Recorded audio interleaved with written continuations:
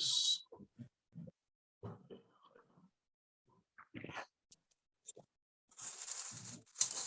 Are you going to record it? It's a good distance. بسم الله الرحمن الرحيم. بشر صدري ويسري أمري واحلل عقدة من لساني يفقهوا قولي. السلام عليكم ورحمة الله وبركاته again, everyone. This session is streamed live on the Faslun Facebook page and also will be recorded, inshallah. And tonight we have Ustaz Muhiyuddin with us. I'm going to spotlight this video for us. And to all our fellow friends tonight from anywhere you are, we wish you a very good evening.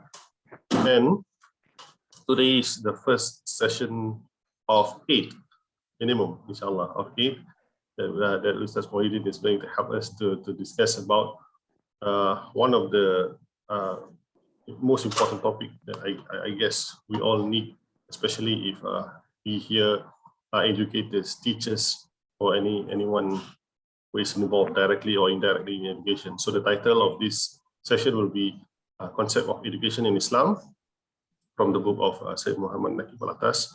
And there are also a list of recommended readings. Inshallah, we will share throughout the session. We have also shared the list of recommended readings in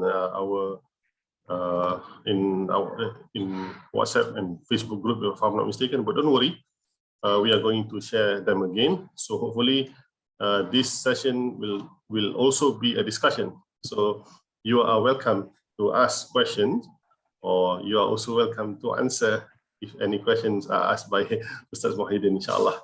Okay, so Ustaz, if you are ready, shall we start?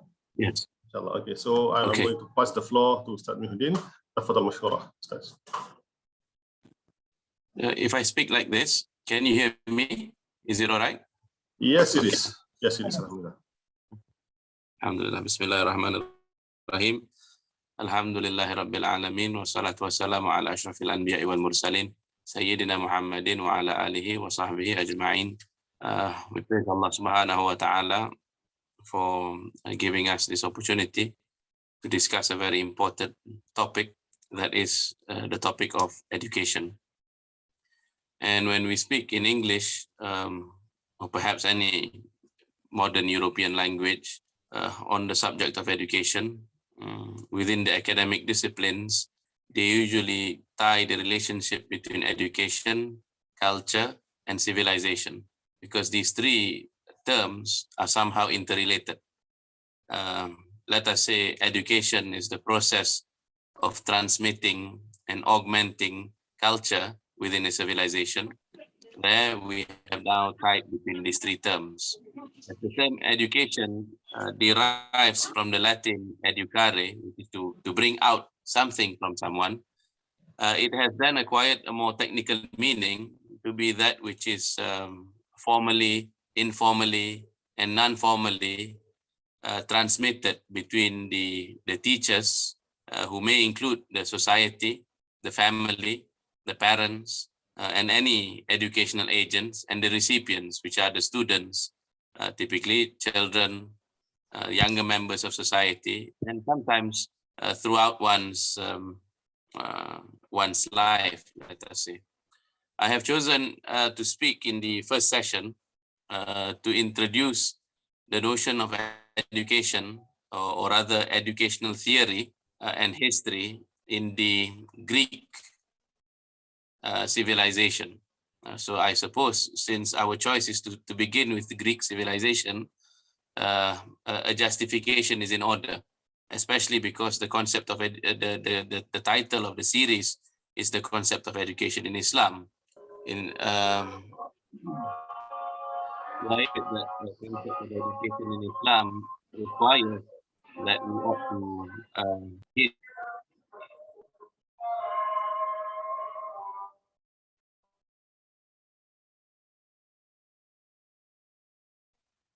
Okay.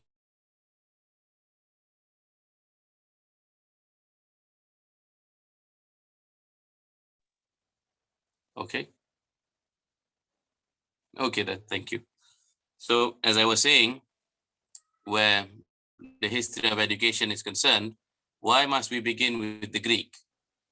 First and foremost, to be sure, to possess an adequate understanding of the meaning and conception of education in Islam, we have no need for the Greek origins. However, due to the present state of Muslim societies, the need can be easily established. And this is how I decide to proceed it. One of the things that has happened, one of the essential features of world history since the past 500 years is the rise of the modern West. And the rise of the modern West, with a particular conception of knowledge and by extension education, has affected the world, yes, via its various education institutions, including but not limited to the educational enterprise, via politics, economics, and of course military conquest, and several other interrelations between the West and the rest of the world. What we now know today as globalization is in fact the movement of cultural and civilizational content from the West to the rest of the world. And so therefore, the presence of the West in terms of thought patterns and values and culture is ever present. And furthermore, with regards to understanding the West the way it does, and the fact that most Muslim nations are basically struggling with this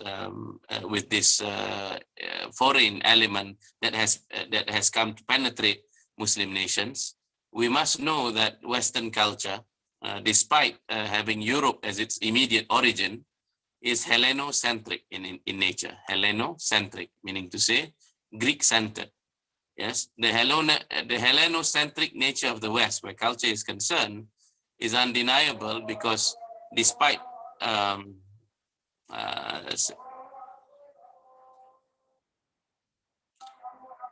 just pause for the adhan for a while.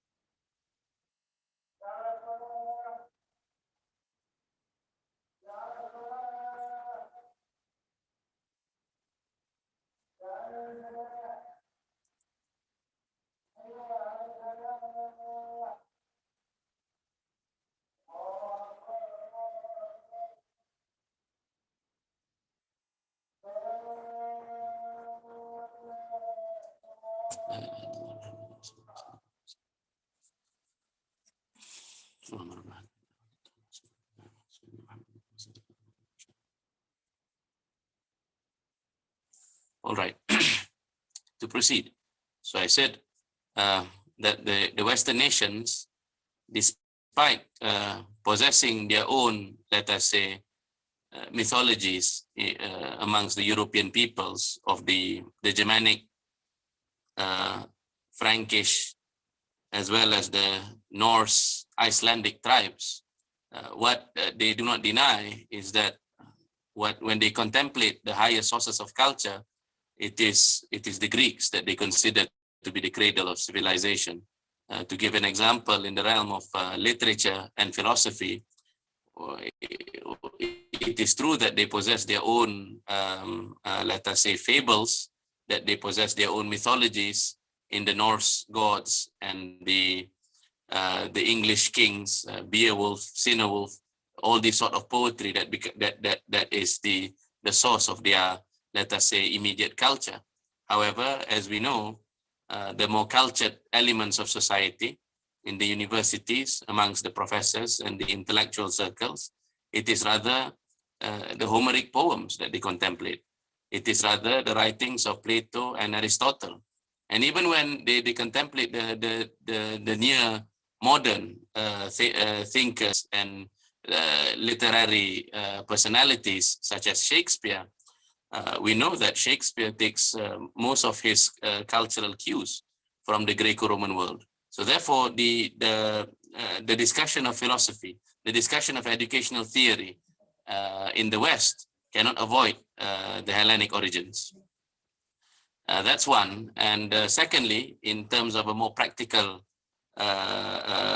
pedagogical reason, we know that Greek history, Greek culture and civilization is one of the more well-documented civilization, and it is one of the textual civilization. So as a textual civilization, being also very extremely developed and possessing, say, written records that has been passed over from century to century, culture to culture,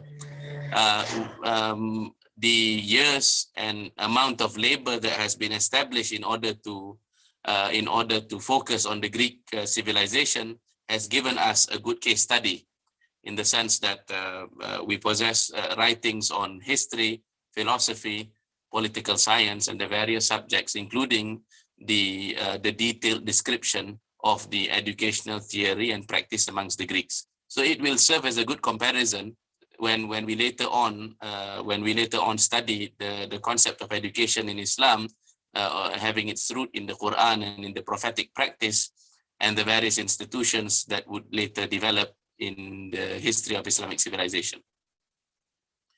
Having established these 2 points as my main source of argument, I hope we have now justified the beginning, the introduction of such a course with the Greek civilization. When we say the concept of education in Greek civilization, it is in the background of the flourishing of Greek civilization and culture, let us say from the 8th century BC to the first few centuries of the Common Era. Although we know that in, say, around the 4th century BC, during the time of Aristotle or slightly thereafter, Alexander the Great of Macedonia conquered Athens, and after that, Greek civilization underwent, let us say, conquest by the Romans. The basic cultural and civilizational content survives intact and continued to perpetuate well into the Common Era, the first few centuries of the Common Era. But when we wish to speak of the source of these cultures, let us say that the Greek civilization possessed 2 extremes, and in reality, their actual practice and their influence upon later civilizations rest somewhere in between. On the one hand, you have Sparta, which is a group of which is a city-state that survives on the military ideal of the warrior class, and then you have Athens, whose purpose is the cultural cultivation. Sparta prides itself on a system of education that focuses primarily on regimentation, and it has the opposite understanding when it comes to individual versus social relative importance or priority. Sparta prioritizes the community or regimentation over individualism. In Sparta, we see in terms of the organization of the society, they worship, let us say, the ideals of the warrior, and therefore the reflection of their ideals in terms of the method and the pedagogy of education would then focus on the cultivation of the Spartan type of military prowess. They will focus their training on let us say gymnastics and the training of the physical aspect of man, and everything therefore around the society revolves around the protection, revolves around the warrior class.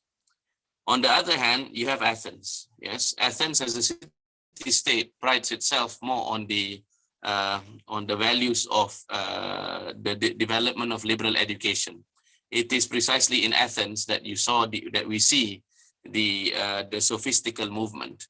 And who are the sophists? Well, the sophists are itinerant teachers who begin by, who enacted their movement by offering teaching for a fee, for honoraria, let us say. So a teacher would basically recommend himself to the elite class, because education is largely privatized, and education is also based on one's social standing. To be clear, of course, in both Sparta and Athens, education is really just limited to the citizens. Spartan society is divided into three classes. You have the helots, or what you call the serfs. These usually derive from the conquered peoples, who are then, of course, so vastly outnumber the Spartans, but they have now been used as, let us say, serfs to fulfill the requirements of living for the Spartans, such that they can devote themselves to the fulfillment of their of the development of their Spartan ethics. And then you have the foreigners, who are basically to a certain degree free to pursue their crafts and trade, and this in order to develop the economical aspect of Sparta. And likewise in Athens, you have a similar sort of arrangements, except that perhaps in Athens you have greater social mobility to a certain extent. And we know also that by education of the free citizen, it is always restricted to just the males within society. Given the social makeup, we have then, so this was the social reality. There was also then the idealized functions in the theoretical writings of the great philosophical tradition. As we said just now, that the sophists, they were the ones who were offering, teaching for a fee. And the sophists, the great amongst them include Protagoras, used to teach the idea of man being the measure of all things. And the danger of Sufism is that it tends to promote society of, say, relativists and understanding rhetorics as a mere tool to further one's political ambition. So in the midst of the rise of the sophists, yes, who were able to make their living during such times, we see the emergence of Socrates. Socrates, who first, let us say, challenged this dominant notion of education. In the figure of Socrates, we see that two are his primary principles. One is the invitation to know oneself as the basis of education, what is summarized as the Greek nothi siuton. To know oneself is the beginning of education and the purpose of education. The purpose of education is to arrive at a conviction of building oneself. So it is to look within rather than to look without. Before the years of Socrates, the philosophical tradition, including that which was inherited by the sophists, tended to focus on the world without. And of course, they were busy contemplating the nature of the cosmos, and they tried to elaborate physical theories. But Socrates said that the focus of philosophy rather should be onto oneself. Virtue should be the aim of philosophy. And through what is called eventually called the Socratic Method, the method of cross-examination and questioning, he then went on he then went to different groups of people within the state of Athens and questioned their moral standing. And this exercise is meant to demonstrate, yes, that many of them did not realize that they did not have proper metaphysical and ethical convictions as to how they ought to act. They merely basically repeated or regurgitated what they have received via the educational process. So the Socratic introduction into Hellenic educational thought is to introduce the elements of ethics as the basis of education. That you should that virtue is the aim of education. Since we said that there's two elements of the Socratic teaching, One is to know oneself. The other is summarized with his statement, the fact that the unexamined life is not worth living. That you ought to examine your life and to determine of your life what is the most worthy purpose, as interrelated with the first. And this introduction of Socratic principle really affected, let us say, the Athenian city-state until he was charged ultimately with the, with the charge of corruption of the youth and with the charge of atheism for having attacked let us say, the gods of the Greek city-states. And naturally, we know that based on the Islamic Quranic paradigm, that the Jahili Arabs in the Quranic case, they justified their own following after their lusts and their own following after their own desires with, let us say, with their polytheistic theological system. So likewise with the Greeks, the ethical corruption have been justified using their own notion of mythology. So certainly the existence of a person like Socrates who challenges the basic morality of their systems would be charged with atheism. And of course, the corruption of the youth for causing the youth to question such practices. Eventually, he was, as we know, he was sentenced to death by hemlock or by consuming poison. The next great thinker, and perhaps the culmination of the educational theorist in Greek thought, is Plato. And perhaps the work that best summarizes his educational ideals, educational theory, is the Republic. What is the Republic? The Republic is a composition of a book composing of let us say 10 books or 10 chapters, each of which would discuss a particular subject of importance, and the entire book's aim is to discuss justice. Yes, the theme of the book is justice. It is also called the Paidea, the city-state, or in modern Latin-influenced languages, the Republic. But certainly, education is an important element of the Republic. So we know that, we know that Plato begins his theory of education by outlining why men need education. Yes, he begins by the existence of a human individual.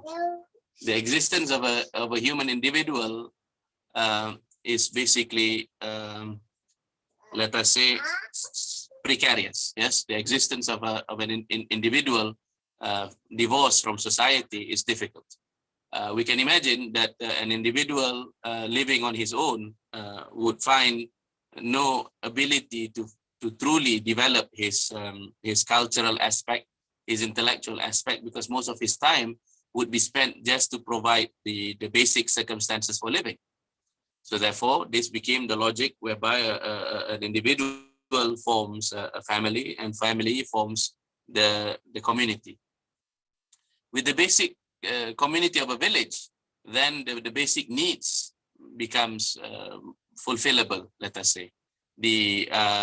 There are, let us say, certain portions of the village can focus on certain aspects of activities to provide, say, let us say, for the basic necessities such as food, shelter, and clothing. And eventually, of course, the village will not be able to sustain a higher type of living. The village may be able to sustain, let us say, the barest minimums of culture.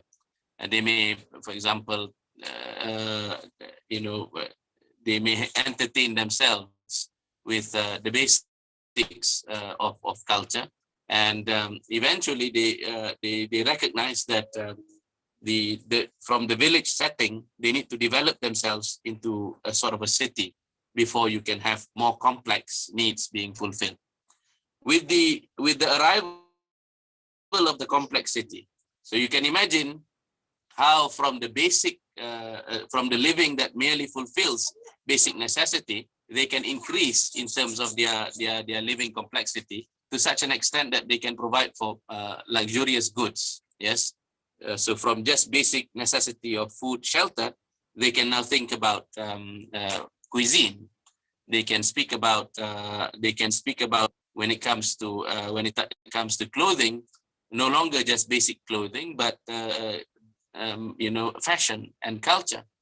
Eventually, of course, with luxury comes excess. Yes, with luxury comes excess, because now they may develop appetites for sauces and sweets and more elaborate cuisine. And certainly this will then create the medical problem. With the medical problem then comes the class of doctors. And of course, with the complexity of the city, we can now think about the existence of professional entertainers, yes, singers, sculptors, painters, and other forms of the aesthetic experience of living. Eventually, society may be complex enough until they find that the land that they require to sustain their lifestyle is insufficient. So therefore, they start encroaching on the lands of others. And in order to do that, or when there are several cities which are competing, when they realize that another organized community is attacking them, they will need to organize a defense, so a military defense, and eventually the military aspects also develop. Now imagine, just by sheer complexity of the culture, how many different professions that we have now justified its existence, and each of these professions will require training in their vocation, will require education. Yes, eventually it may come to the extent that societies may come to a certain stage whereby they find that they will require substances, or they will require products which come from far away and distant lands, such that it will require the tools of sailing. And it will also, in order to facilitate imports and exports. By now, you would imagine that in terms of the sheer size of the city-state, that the built environment will likewise have to adopt or adapt accordingly. And therefore, you would have schools of architecture, and you would have at the same time engineers. You would, in order to construct bridges and tunnels and build walls and build, in the military sense, more complex weapons and so on and so forth. By now, you would see that more complex concepts would then begin to emerge. You would have debt. You would have the conception of debt in order to make room for the different ways that the weather would teach you. Your harvest might not be sufficient for what you require in the next season of planting, and so on and so forth.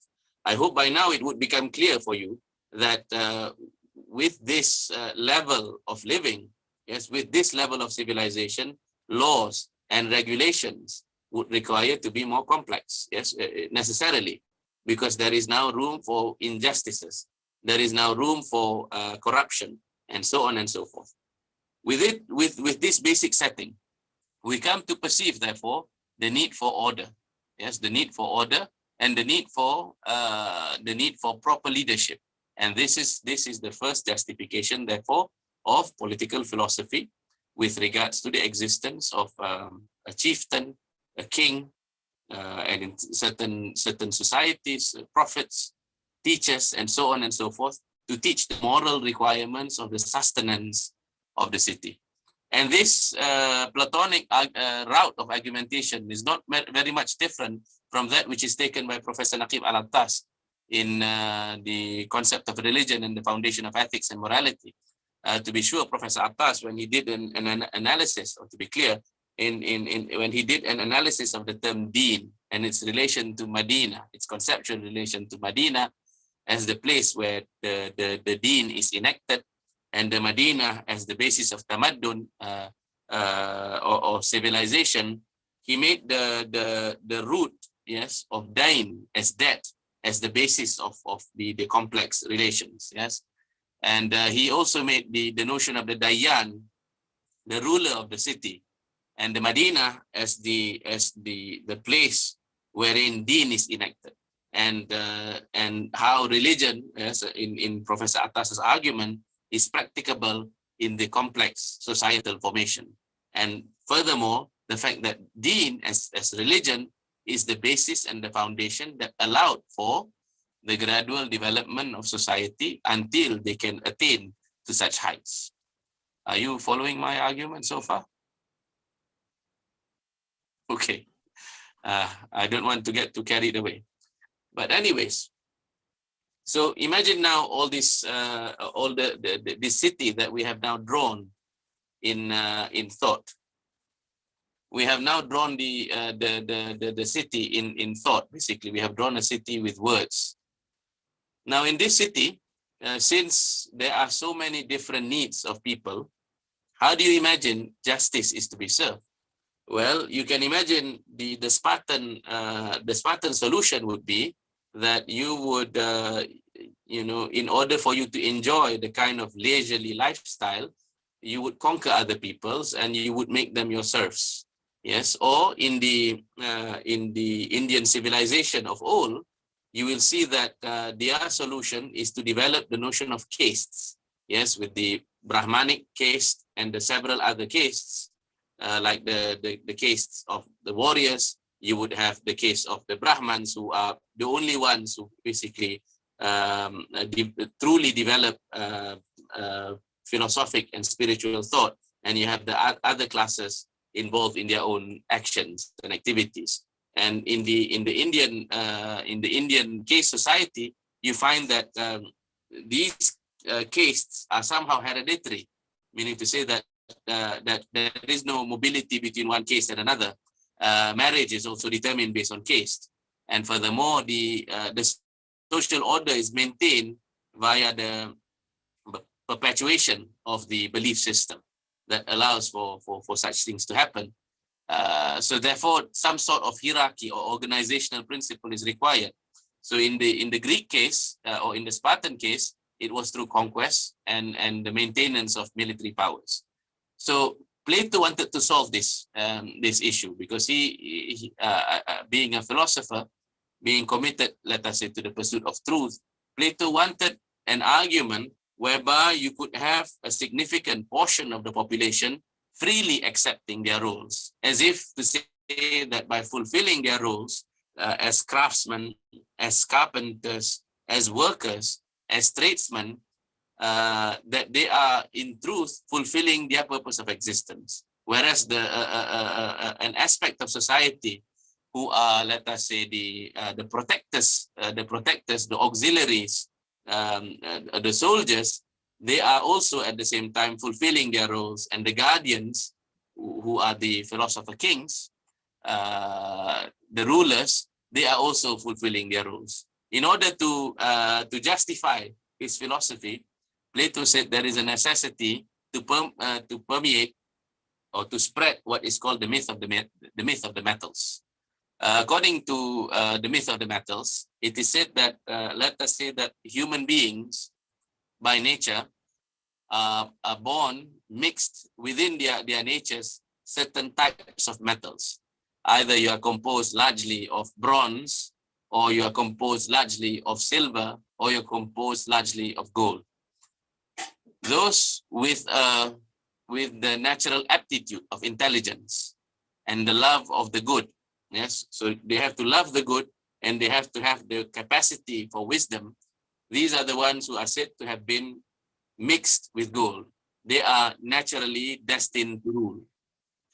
Then you have the second class, those who are not necessarily possessing of the aptitude for philosophic contemplation, but they possess the love of the good and they possess the natural physical properties that can make them soldiers to the city. These are therefore destined for the soldier class. And then the rest of the community, be it the merchants, the craftsmen, and the various other roles that are being played by the society, these are the rest of the people. So for each and every class of society, Plato is in a sense progressive compared to the Athenians and the Spartans, because the Athenians and the Spartans, they preserve the notion of nobility via heredity and via social class. Each parent will try to secure the fate of their children, especially their sons. But in Plato's Republic, he would imagine that it is the educational system that would sort out people's natures. Let us say those who are possessing the aptitude, they would be undergoing mobility, yes, towards rule and so on. And so basically, since the gods are just, he would imagine that every generation, anticipating, let us say, the notion of genetics, or rather anticipating the notions of regression to the mean in terms of genius. So he would imagine that there would be like a sort of lottery. Every generation, you would eventually see, mobility upwards or downwards depending on what fulfills your role. In other words, the beautiful utopian city plan in thought by Plato would imagine that there is no injustice in society because everyone is merely fulfilling their purpose. That although they have been assigned, let us say, the duty as a craftsman, as a trader, or things of this sort, it does not mean that they are basically looked down upon, because they are fulfilling a great function in their society. This is also because in the Platonic understanding, the city is the human individual writ large. In other words, that the individual is a reflection of society, and the society is a reflection of the individual. The state is a macro individual, and the individual is a micro state. In the individual, we know, if we look at Plato's psychology, the individual is composed of the reasoning capacity, the desiring aspect, and then the courage aspect. And these are basically reflected in the city. So the individual thinking component, the reasoning component, these in the city is reflected in the guardian class. The courage component is reflected in the class of auxiliaries or the soldiers. And the desire component is reflected in the trades and the craftsmen, basically those who provide for the economy of the city. So now, with this rather elaborate theory of Plato or city, how do you imagine education were to take place? Aside from the fact that it is an education that assigns each individual based on their talents and propensities, certainly we know that since the requirement is that in order for a person to rule, he has to possess the aptitude and the love for the good.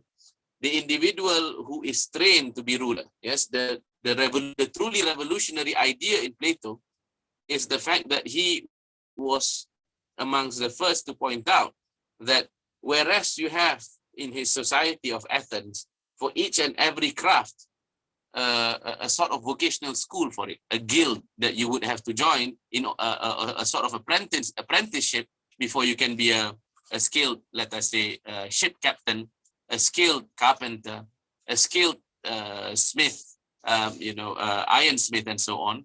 He said that there is yet to be a proper school of training for a person to be the ruler, whereas the ruler is the one who occupies the most important role of all. And as we know, what is repeated throughout history is that you have kings who are unjust, and then you have philosophers who are impractical, or rather, you have philosophers who are frustrated. So Plato's solution is that unless our kings can be philosophers, or our philosophers can be kings, then society will remain in the condition of injustice, as it were. So the rearrangement of society, according to Plato, is basically his aim of manifesting justice by having each and every individual being in their proper place. And certainly, he puts the kings or the guardian class through several tests. One of the things that is a requirement of the would-be guardians in the city is that they would have to agree that in their life they cannot own property, that in their life they would have to dress simply. In their life they cannot have gold nor silver. And furthermore, which is rather extreme, the guardians are not to have children of their own, or rather not to have, not to be married, but rather they would procreate through lottery. Yes, and not know whose son is whose, like that. But nevertheless, this is the notion perpetuated in the Republic.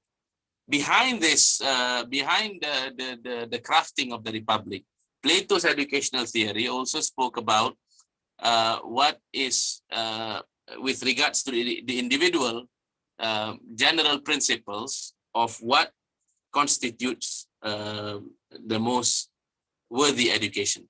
So we say just now that with regards to a person as member of the state, is that the best type of education is the one that properly assigns you to your role based on your proclivities. With regards to the individual, Plato has outlined also several things which are important. One of the things that Plato promoted in the Republic is the notion of censorship. The idea that children shouldn't be exposed to things that they would have to gradually unlearn in their lives. And I think that's an important principle. No children should be exposed to that which they have to unlearn in their lives. And Plato is speaking with regards to the mythologies, fables, poems, yes, and literary pieces that were scandalous in his time, and that which, let us say, promotes, bad ethics, that which promotes fragility of ethics or fragility of goodness. In particular, the types where the gods are portrayed as, carrying vengeance. They have, let us say, arrogance, hubris, and several other, let us say, vices. So vices shouldn't be introduced to children, period. What is also interesting about Plato's, or rather the Greek aesthetic development, is that the Greeks are able to identify musical tunes and melodies or rhythms also, which are unbecoming for a child to listen to. That let us say that certain melodies and certain types of music are detrimental for the full development of character. Although music, since in general, yes, the Greek educational ideal understands that it aims towards proportion. The idea is the fully formed individual. The Greek educational theory as a whole, not just Plato, speaks about the goal.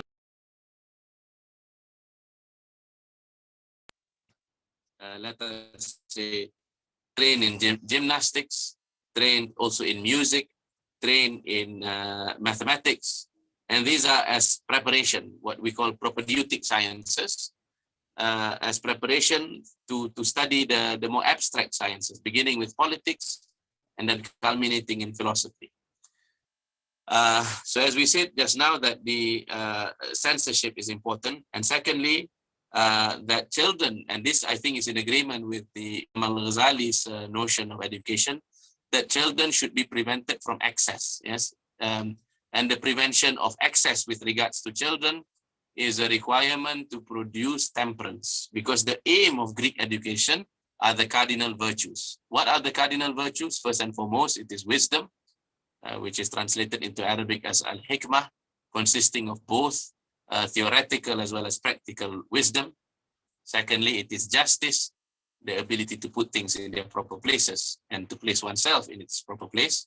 Thirdly, it is temperance, and temperance is basically the tempering of one's desires and lusts, such that one doesn't live a life of excess. Yes, because they know that living a life of excess is not only detrimental to one's physical health, it is the life of excess that produces cowardice also.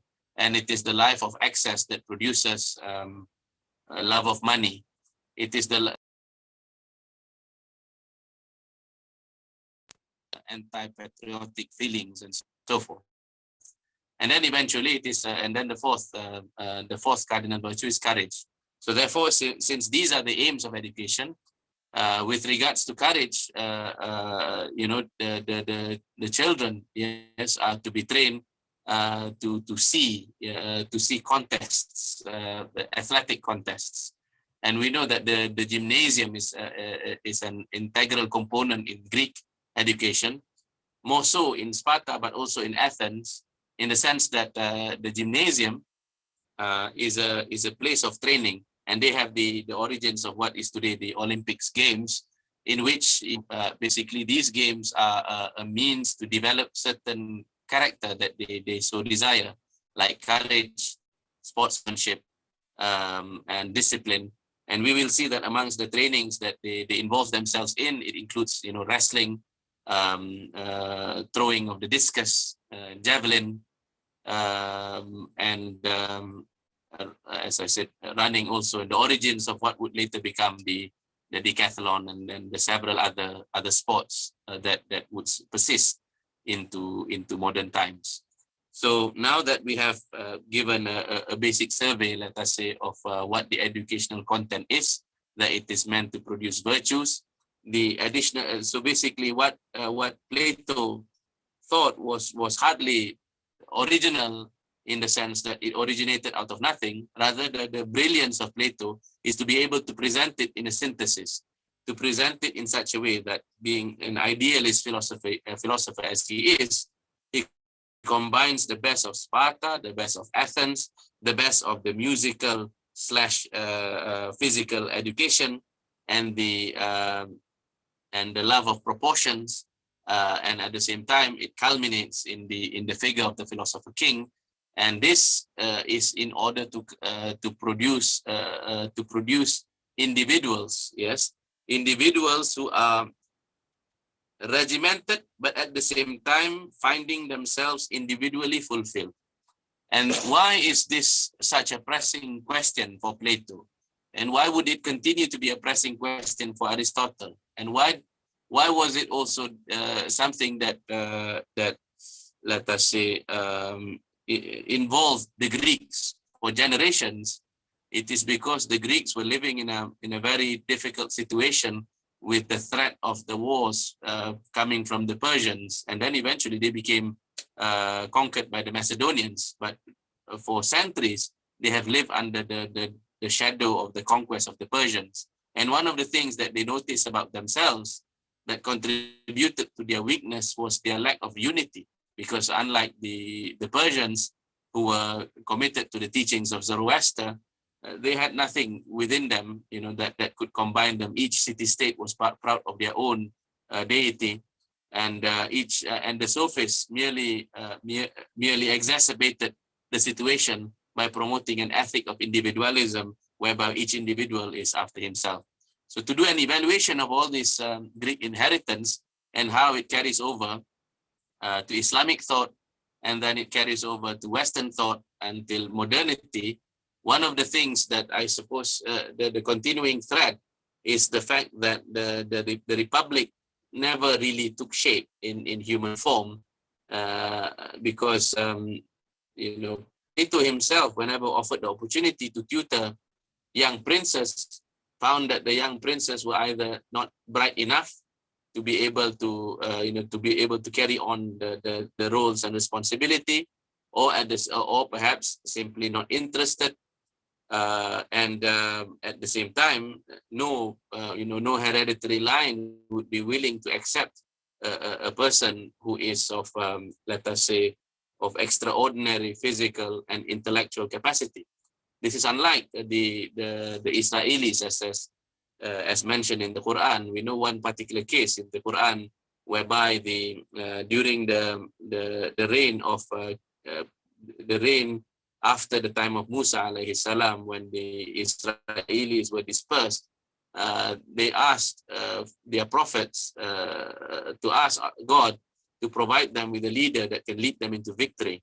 And then God therefore elected this person called Talut in the Quran, and mentioned that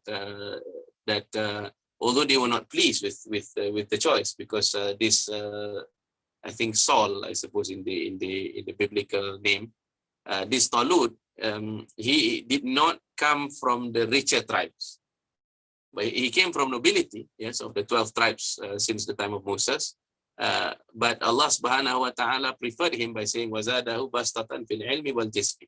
God increased him in his physical and intellectual capacity.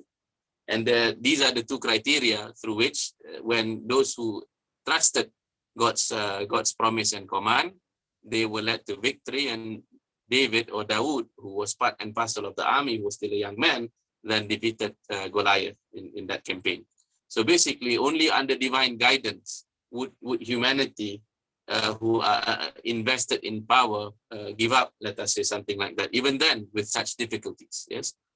Nevertheless, another aspect which is also interesting is the fact that this is something that is also pointed out in the Islamic intellectual tradition, that the scholars, they tend to deal with abstractions.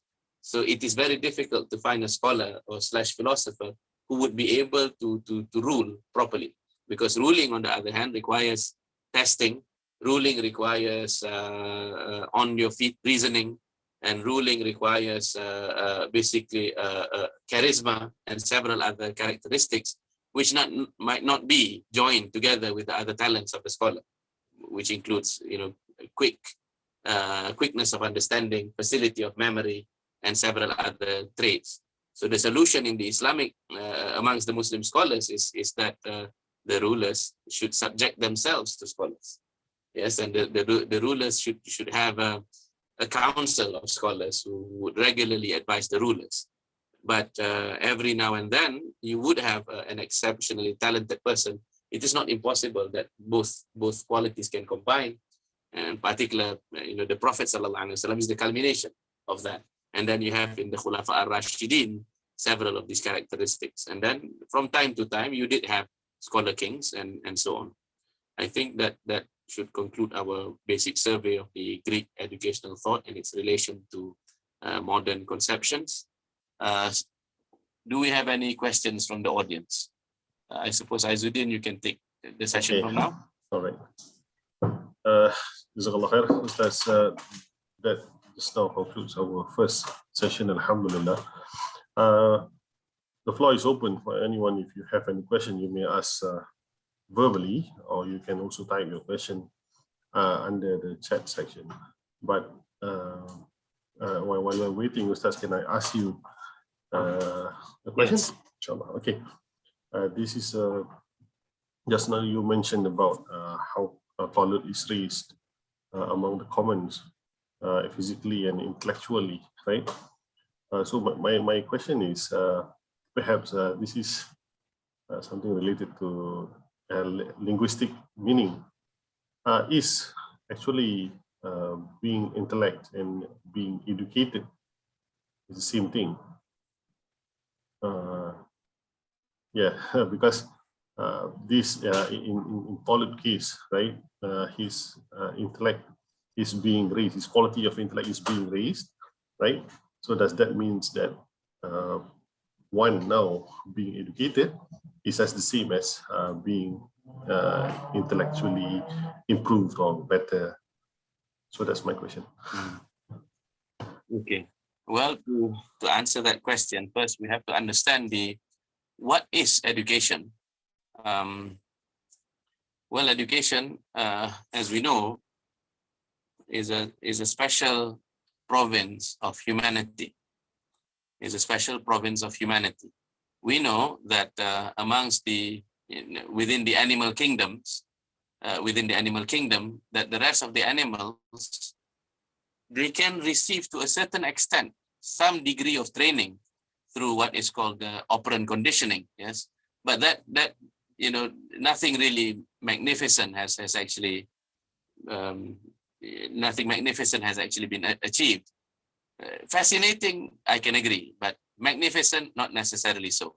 Like some chimpanzees, it is said that by introducing some technological features, they have they have been able to identify that the best amongst the chimpanzees can distinguish, let us say, between 25 different mental propositions. Banana, friend, I'm angry, I'm not in the mood to play. Let us say 25 different significations. Yes, that's it. And with that, the primatologists were jumping with joy and said, "Aha, this is the missing link." But nowhere is this to be compared with the achievements of humanity, isn't it? Even a 2-year-old child has far surpassed that. What more? The more developed intellects of mankind. Samuel Johnson's Dictionary of the English Language, 2 volumes, written by a single person, had tens of thousands of entries, all given definition. 1.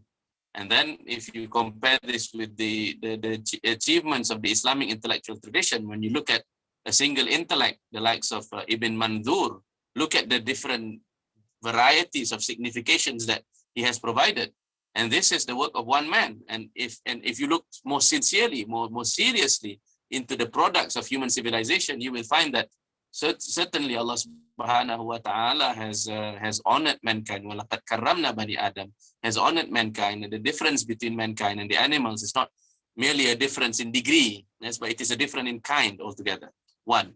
Secondly, therefore, knowing that a human being or education is the special province of a human being, we know that with regards to human beings, while the Greeks understood the importance of physical education, and we know that physical education can improve man's range of abilities, and certainly the introduction of physical education can ensure the fully functioning of the body in the sense of a healthy mind is in the healthy body. But the true object of education is always the soul or the intellect. And it is the intellect well trained. It is the intellect predisposed. It is the intellect given formative practices that gives you the marvels of achievement. We know that in terms of potentiality, the intellect usually when scholars looked at the human intellect within the Islamic intellectual tradition, they look at the strength of the potential based on 2 things. 1, the strength of memory, and the other, the facility of understanding. Yes, quwwatul hifz wal faham. Usually, in individuals, they will preponderate between one and the other. But being strong in one will also contribute to being strong in the other. And in rare cases, because genius is not, let us say, given in equal proportion in humanity. In very rare cases, you have equally well developed, equally well funded in terms of the intellectual fund, such that you can cause it to grow until fruition. And this has fascinated theorists of intelligence, and particularly since the past 150 years or so, when they started to study the intelligence as a subject matter within psychology. They develop specific tests to study intelligence. They develop notions of the IQ score, and then they develop regular testing and so on and so forth as quotients for them to understand the difference in capacities of mankind. But that being said, certainly the nature of such tests can only truly measure, let us say, an aspect of the intelligence. A more adequate theory of the human intelligence will give you a larger, a better, more adequate picture of the human self and the fulfillment of the potentialities. So, in other words, to answer your question, when it is said that in reference to Talut, that he is given strength in both jism and intellect, or rather ilm, bastatan fil ilmi wal jismi, it is with regards to what is relevant in leading an army to victory. Yes, and what is relevant certainly in warfare is physical strength of that nature of combat, but at the same time also strategic abilities, and at the same time the ability to the psychosomatic abilities also, And certainly, of course, with regards to ilm in the Quran, we know that it is not merely a property of the intellect, but it is also property of the qalb, a property of the soul, to be God-fearing, to be conscious of God. Which is why, when we see the series of verses relating to him, he tests the faith of his followers, including basically the shahid in the series of verses is their testament or their testimony that small armies have been known to defeat great armies, yes, with the assistance of Allah subhanahu wa ta'ala, with the strength of conviction. Allahu a'lam. We have other questions. Do we have any on the... Yes, we do, sir. Thank you very much for the answer just now. Another question on the chat box by Akhi Sufyan. Assalamualaikum Ustaz. This is about the danger of the life of excess that you mentioned just now. Is the love of luxury a major root that creates injustice, as this creates jobs, example as soldiers to conquer the lands and specialized cooks to make luxury dishes, justify and continue this love of luxury, when actually a person could live a bare minimum? So the question is actually, is the love of luxury a major root to create injustice? Well, we know that the theory of human desires have also been studied by the Usulis, and Imam Al-Ghazali, I suppose, is one of the major contributors in the Islamic intellectual tradition, and he mentions the division of human wants and needs into the daruriyat, that which you cannot do without, and then you have the hajiyat, that which you have that which contributes to living, and then you have the tahsiniyat, that which is luxurious, that which may serve like the icing on the top of the cake, that you can do without, but having its presence will, let us say, will complete the delicacy or something of the sort. Certainly, we say that the luxurious items per se is not the problem. Yes, luxurious items per se is not the problem. It is when you look at the divisions, or when you look at the discussions of in the books of tasawwuf, and tasawwuf is as a discipline, as a discipline, is the large, let us say, the large fund through which we ought to derive education and philosophy in Islam. Why does the Sufis teach about the saying of the Prophet that the hubbud dunya, that the love of the world is the ra'su kulli khati'ah, that it is the root of all problems? It is because when you develop the love of the world, then it will produce this insatiable need to such an extent that it will cause neglect in the proper cultivation and development of the spiritual ideal, and it will cause you to forget the reality of this life as a mere parenthesis. It is a parenthesis between the life before this world, which is the life in the in the realm of alastu bi rabbikum, and the real life after this world, which is the barzakh and the other stations which have been outlined in the worldview of Islam. And the love of the luxurious items produced, as we said just now, classes of soldiers and cooks and chefs and various kinds of working opportunities. These again are not necessarily blameworthy, yes, but the real blameworthy aspect is only when a person is induced towards that which is haram, that which is disallowed, because Allah subhanahu wa ta'ala has given in the Quran clear guidelines. For example, that you should not mutually consume wealth unjustly. You should not consume wealth unjustly as an individual, nor should you mutually consume wealth unjustly. The Quran, let us say, prohibits usury because it is a form of injustice in trade. The Quran prohibits, let us say, consuming the wealth of orphans, particularly the disenfranchised, because it is part of injustice. the wealth, the Quran prevents wealth from being merely in the province of the hands of the rich because it contributes to injustice. As for the ethical, the ethical requirement, or rather the ethical injunction to make do with the barest minimum, well, that is now usually with regards to those with higher aspirations. So meaning to say, you can live a life in which in which luxury items will be part and parcel of your cycle of existence without falling towards the realm of blameworthiness, although it may and it can, and it has proven to be so.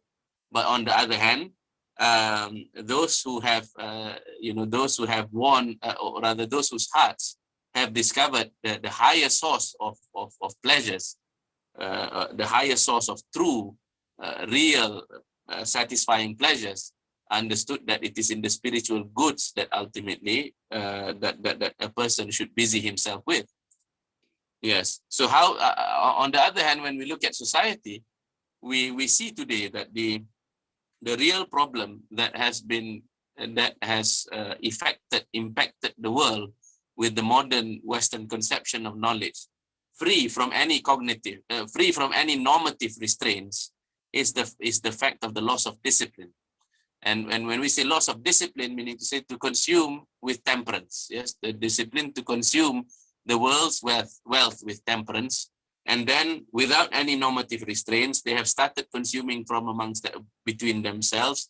They initiated serfdom, they initiated slavery, they initiated conquests, and they developed the propaganda machine, and they developed imperialism and colonialism, all in order to feed and fulfill the constant demand for ever higher kind of living that leads to excess. So the way to trim, let us say, the overconsumption pattern that leads to climate crisis, economic crisis, and the various crises certainly would be to prioritize education, and education, particularly education that produces discipline. And in Islamic terminology, we say it is an education that imparts adab.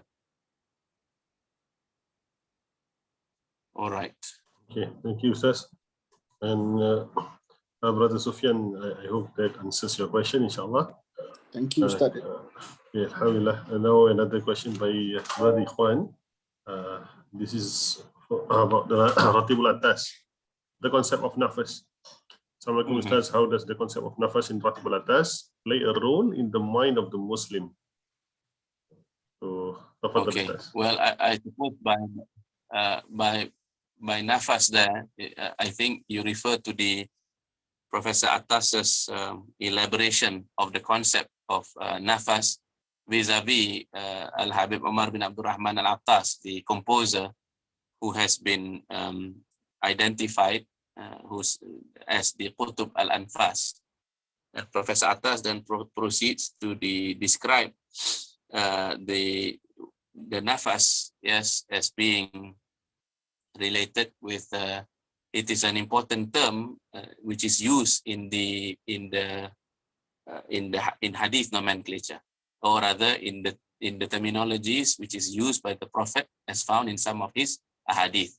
One of which is when the Prophet said that la tasubbu rih, that you should not curse the winds, because indeed it is from the nafasir rahman, it is from the breath of the magnificent, or rather the benevolent. In other words, this word nafas, yes, literally, I suppose, in terms of the connection with human breathing, your inhaling is that expands your chest, basically puts you at ease. So when Allah subhanahu wa ta'ala sends the winds that then causes fecundating rains in arid cultures, especially in very dry regions such as Arabia, that is a symbolic understanding that you are now to basically that glad tidings have now appeared, and you can expect basically living with ease thereafter.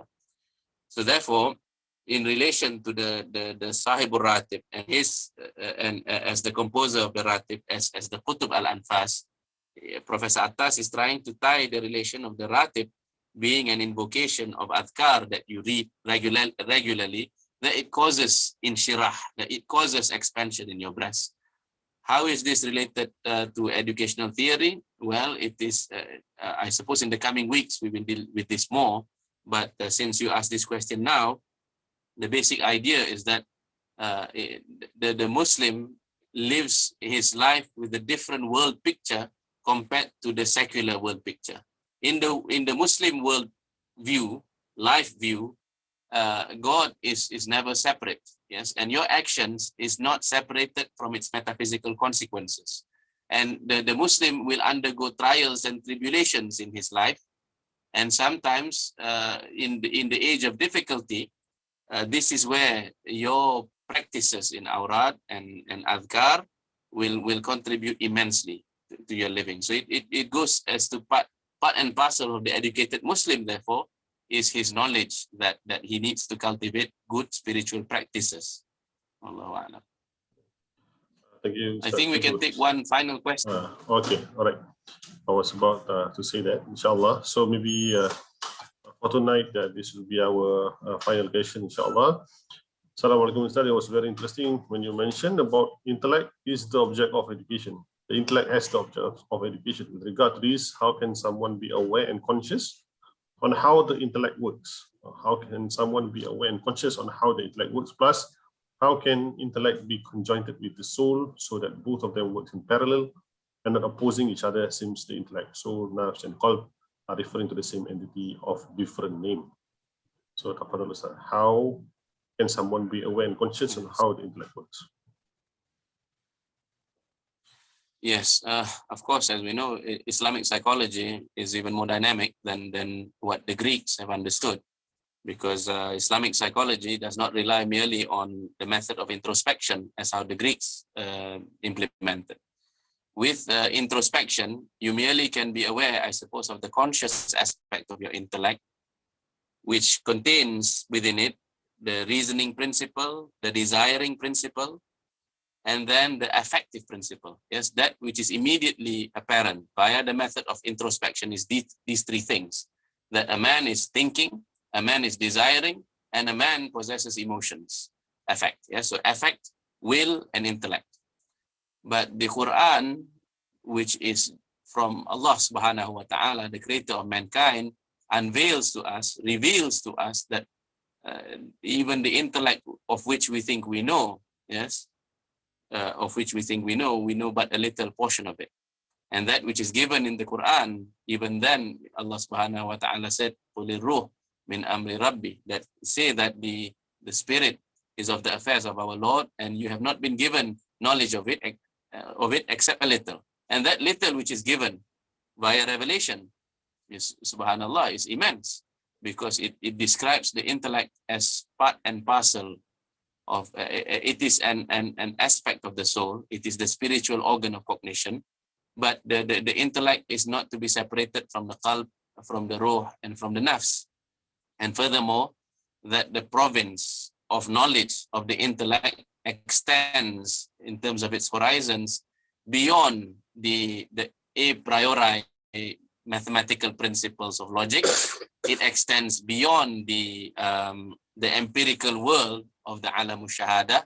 Rather, the source of knowledge with regards to the intellect expands into the horizons of the unseen, yes, with regards to angelic beings, with regard to past historical figures, with regards to the knowledge of the coming world. Yes, we can have knowledge of the coming world from right now, and it causes us to act. Yes, and it creates certainly a different type of intelligence. Certainly, yes, a person who has been educated with regards to the reality of the afterlife, his moral convictions will be different because his philosophical or metaphysical convictions are different. So educational theory and educational practice in Islam certainly will have to reflect the changes that we have now seen in the theory of man compared to the Greeks. But more on that later, inshallah, when we deal with this matter directly in the coming weeks. Inshallah. Alhamdulillah. Right. Thank you very much, Ustaz. So by that, I think we can conclude our session for tonight, and pretty much, alhamdulillah, for this the session tonight, Ustaz has covered how the Greek civilization plays a role in defining education, and that's a huge part of it, of the discussion tonight, alhamdulillah. So gather your question. We should expect a lot more Q&A or some sort, or something like this, inshallah, in our next few more sessions. So again, thank you very much, everyone. Jazakumullah khairan kathira, especially to Ustaz Syed Muhiyuddin Al-Attas for sharing tonight, and also for all of you to join us. And I hope to see you all again next Monday, same time. We shall use the same link, inshallah. Should there be any changes, we will announce on our Facebook page accordingly. Okay, therefore, thank you. Wabillahi taufiq wa hidayah. Assalamu alaikum wa rahmatullahi wa barakatuh. Thank you very much, everyone. Waalaikumsalam warahmatullahi wabarakatuh. I should just say that this series of talks is organized under the platform called Faslun. And I thank you, Brother Aizuddin, for hosting. And hopefully we will have you for the coming weeks, inshallah, until the end and more. Other than that, I believe that this has been live streamed on Facebook, but the recording will be available on the Faslun page, faslun.com, inshallah. And please follow their online platforms, inshallah, for future announcements. Yeah. Faslun. Thank you very much again.